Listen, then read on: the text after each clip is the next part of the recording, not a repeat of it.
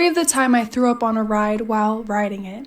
So every year in the town that I grew up, there was a county fair. And there was a ride in particular called the Zipper. And it was probably the most popular ride there. So basically the ride is a big giant circle. It kind of looks like a Ferris wheel, except you and another person that sits in a cage, the cage spins around while the thing is like going in a big giant circle. So I thought it was a good idea after eating 6 fried Oreos, 2 funnel cakes, 3 corn dogs, 5 chicken tenders, French fries, ice cream. Why not go on the Zipper? So me and my friend go on. That first 3 seconds of being on there, I realized how big of a mistake that was. And I tried to hold it back. I did. I think the first initial I swallowed, but after that I just it was a mess to say the least. But use my code to get 15% off of your VP Fashion hair extension.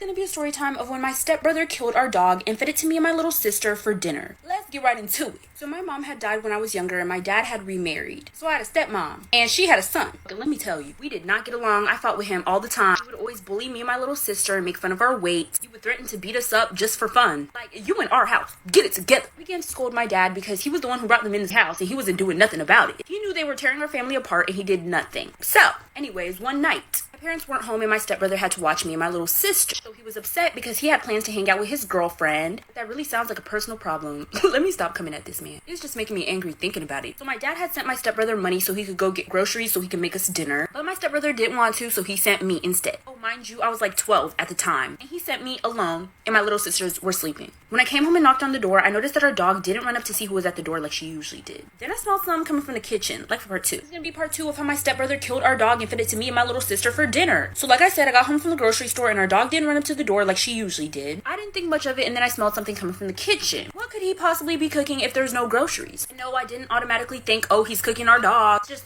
hold on. Whatever was cooking on the stove, it made the whole house stink, but like I said, I didn't think too much of it. Now that I think of it, I heard the laundry machine going and my family had a set schedule for laundry. Like, we never did laundry off schedule, so that was kind of weird. My parents are just very organized people, besides the point. So I go upstairs to wake up my little sister and I see my stepbrother pass me and go down to the kitchen. An hour or so goes by and he calls us downstairs and says dinner is ready. All he did was boil some corn, give us canned peas, and some slab of meat. The meat was burnt, by the way, but I guess food is food. So we started eating this atrocious meal, and all I could think about were these tiny little hairs that just kept going in my mouth. I kept pulling pieces out my mouth. Mind you, this hair had no color. It was burnt. Now, our dog loved to eat dinner with us, but she was nowhere to be seen. I started looking for her, and I realized that she's missing. It's gonna be part 3 of the time my stepbrother killed our dog and fed it to us for dinner. So like I said, I started looking around for the dog. I asked my little sister if she's seen her. She said no. So I asked my stepbrother and he says no too. So we trying to find this dog. I call my dad. He says she probably ran away, but no one let her outside that day. And I know she didn't just go outside. So the days pass and we're still looking for her and we hang up missing posters. I got my friends to help me. My dad's looking, my stepmother, my little sister, and even my stepbrother. As time goes on, my little sister and I began to fall sick. We go to the doctor. They say we have stomach problems. They said it was probably from something that we ate. And I'm thinking to myself, what abnormal thing did I eat? That random slab of meat. Because there was no groceries. Where'd he find that meat from? So I'm putting pieces together. You know, we're falling sick. The meat was hairy. Our dog is missing. Eventually, my dad ends up finding the dog, but it was dead and cut up. It's gonna be part 4 of the time my stepbrother cooked our dog and fed it to me and my little sister for dinner. So my dad ends up finding our dog hidden under some sticks in our backyard, but it was dead and cut into pieces. I might have been 12, but I wasn't dumb. I knew what's going on. So once my dad brings us this news, after he's done telling us what he found, I pulled into the other room. I told him what I peeped. I was sobbing and I told him I think it was my stepbrother who did it. I told him about the dog not meeting me at the door, the smell of the kitchen, the hairs, the laundry, the fact that we got sick. I gave him all the puzzle pieces, but he told me that he didn't believe me. He said, and I quote, "Your stepbrother might be mean to you, but he's not crazy." I said, because it's right there. It is right in front of you. Like, the evidence speaks for itself. I ain't gotta say too much. So my dad ends up not doing anything to my stepbrother. He faced literally 0 consequences. I'm 19 now and I don't talk to him anymore. Till this day, I 110% believe that my stepbrother did it. Story time while I make some delicious flaxseed pancakes, gluten-free and sugar-free, by the way. Except for the granola. The granola did have sugar in it, but you don't have to add granola.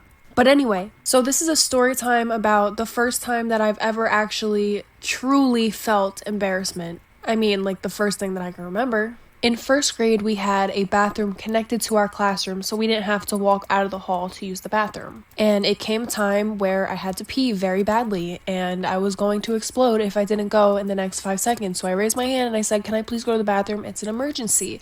And my teacher said yes. And then another boy stood up and he was like, "No, I need to use the bathroom. I want to go first." And he was a kid that had a special help teacher. And but like obviously me being in first grade, I didn't understand any of that, so I was just like, "No, I asked first." And we got into like a little petty argument about it, but then the teacher was like, "Okay, ladies first." So then I have my skirt pulled down, I'm about to pee, and the door opens. Part 2 of the first time that I felt true embarrassment, at least the first time that I remember. Also, this is what I do when the colored acrylic isn't mixed well and starts to marble. So I was in the bathroom stall, and if you watched my last video, you know that there was a kid that was really upset that I got to go to the bathroom first. So, I pulled down my skirt, and I was about to pee. Then all of a sudden, I hear the helper teacher, and she's like, "Hey, what are you doing? Don't touch the door. Don't go by the door, blah." And mind you, in first grade, we didn't have locks on the bathroom doors just in case we, fell in or something. Also, this was, a one-person stall, so there was a full door.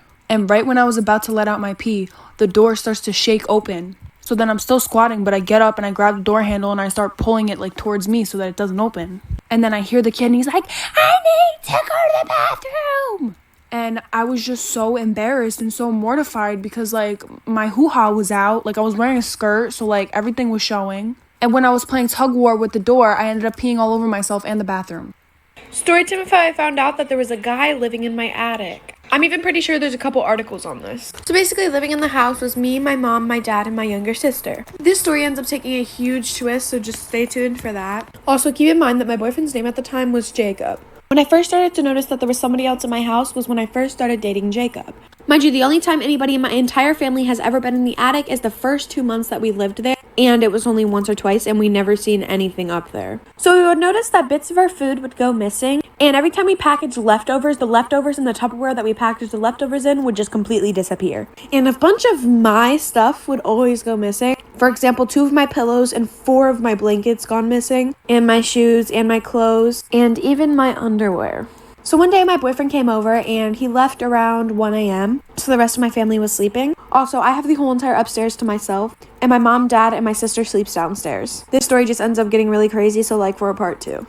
Part 2 of how I found out that there was a guy living in my attic. Continuing with the story, I go downstairs and I walk my boyfriend out to the car. Of course, trying to be quiet because the rest of my family is sleeping. So I go back upstairs. Mind you, I have the whole upstairs to myself. And then I go to the bathroom and there was pee in the toilet.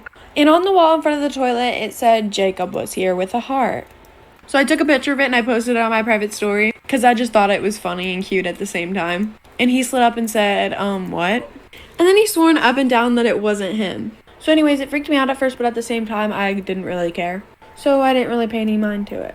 So to speed the story up, my dad had to go in the attic for something, and he found an actual mattress covered in insulation. And in the corner, he found a guy. The guy looked very sickly, skinny, but scary at the same exact time. So, of course, my dad called 911 right away, and the guy admitted to stealing our food, stealing my underwear, stealing things out of my room, basically stealing from us overall, stealing our food, etc. I'm running out of time, but he ended up being a wanted criminal, but he's in jail now, so yeah.